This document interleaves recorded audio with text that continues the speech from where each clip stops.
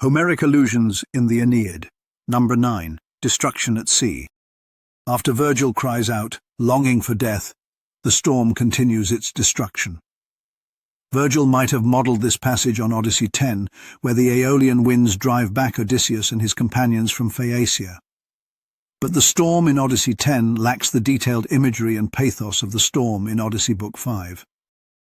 To make use of this rich imagery, Vergil must apply Homer's description of Odysseus and his solitary raft to the destruction of Aeneas's entire fleet.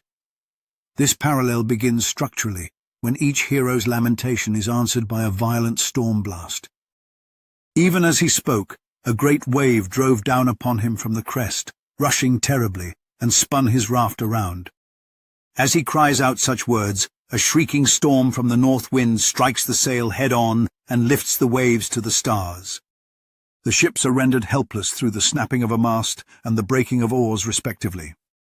A terrible squall of clashing winds coming upon him snapped his mast in the middle, and far off the sail and yard arm fell into the sea. The oars are shattered, then the prow turns aside and exposes the ship's flank to the waves. Odysseus is hurled into the sea and submerged, an image Vergil applies to Aeneas's helmsman Orontes and the ship of the Lycians. He himself fell far from the raft, and let the steering oar drop from his hands. It held him under water for a long time, and he could not rise up quickly from beneath the great wave's force. The helmsman is hurled out and tumbles headlong, but thrice the wave spins her round and round in that same spot, and the swift whirlpool devours her in the deep. Homer uses a simile to describe the winds tossing Odysseus to and fro as he clings to his raft. Vergil applies this image to the scattering of Aeneas's fleet. As when the autumn north wind drives thistles across a plain, and they cling close together to one another, so the winds drove it here and there across the sea. Now the south wind would hurl it to the north wind to bear along. Now again the east wind would yield it to the west wind to chase.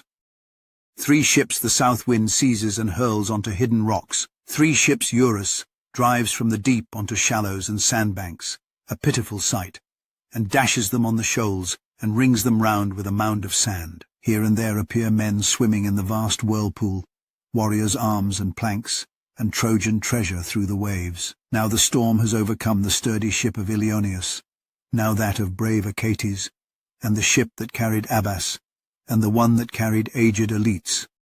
Finally Odysseus emerges, spitting up seawater, an image that Vergil transfers from Odysseus to the gaping timbers of Aeneas's ships. But at last he surfaced, and from his mouth he spat out the bitter brine that streamed down abundantly from his head. All with loosened joints of their sides take in the hostile sea, and split open at the seams.